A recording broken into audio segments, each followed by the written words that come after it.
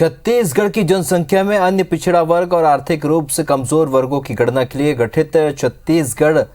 क्वांटिफाइल data आयोग के निर्देश पर प्रदेश में 5,549 सुपरवाइजर नियुक्त किए गए हैं, जिनमें से नगरीय क्षेत्रों में 1,103 और ग्राम पंचायत क्षेत्रों में 4,446 सुपरवाइजर नियुक्त किए गए हैं। ये सुपरवाइजर अपने प्रभार क्षेत्र में मोबाइल ऐप से प्राप्त आवेदन पत्रों को राशन कार्ड के डेटा के अनुसार सत्यापन करेंगे। छत्तीसगढ़ क्वांटिफाइल डाटा आयोग के सचिव के अनुसार नगरीय प्रशासन विभाग के अंतर्गत 14 नगर निगमों में 558 सुपरवाइजर और 155 नगर पालिकाओं और नगर पंचायतों में 545 सुपरवाइजर नियुक्त किए गए हैं, जो मोबाइल ऐप के माध्यम से प्राप्त आवेदन पत्रों को खाद्य विभाग के राशन कार्ड में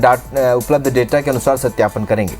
इसी प्रकार ग्राम पंचायत क्षेत्रों में 28 जिलों के 146 विकास खंडों में 11,646 पंचायतों में 4,446 सुपरवाइजर नियुक्त किए गए।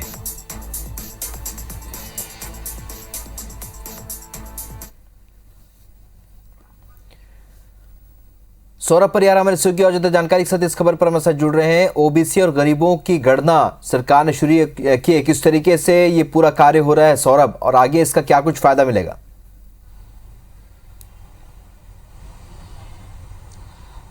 बिल्कुल, देखिए, पिछले दिनों लोकसभा और राज्यसभा में जो है इससे संबंधित जो ओबीसी और आर्थिक रूप से पिछड़े वर्ग के लोग हैं उनको किस तरीके से रिजर्वेशन दिया जाए और किस तरीके से गणना उससे पहले की जाए, उसको लेकर एक बिल भी पारित हुआ है और कानून भी तैयार हो गया है। लेकिन इससे पहले कि आपको याद हो कि छत्तीसगढ़ की सरकार ने जो है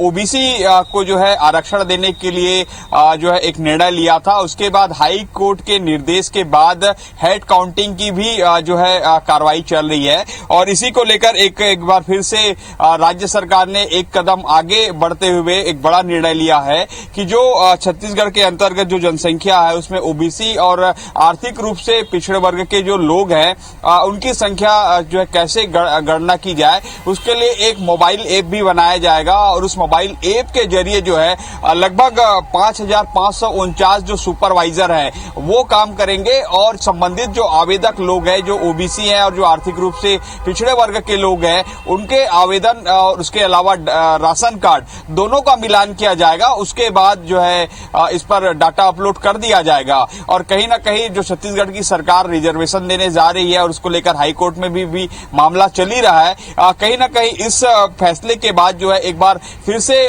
जो संख्या जनगणना है और जिसमें ओबीसी और आर्थिक रूप से पिछड़े वर्ग के जो लोग हैं उनकी संख्या जो है सुनिश्चित हो सकेगी और इससे जो आरक्षण का फायदा देने का जो सरकार की मंशा है वो भी क्लियर हो जाएगा। अब देखना होगा कि जो सुपरवाइजर नियुक्त कर दिए गए हैं वो सुपरवाइजर जो है किस तरीके से आने वाले दिनों में काम शुरू करेंगे और कोई इसके लिए क्या कोई डेडलाइन है कि इस डेडलाइन तक जो है पूरे प्रदेश में जो है ओबीसी और आर्थिक रूप से पिछड़े वर्ग लोगों की गणना पूरी कर ली जाएगी। कुछ देर बाद जो है हम इस पर जो संबंधित विभाग के मंत्री है उससे भी बातचीत करेंगे, तब क्लियर हो सकेगा कि आने वाले समय पर और क्या जो है इस पर बेहतर निर्णय लिया जाएगा और क्रियान्वयन कैसे होगा।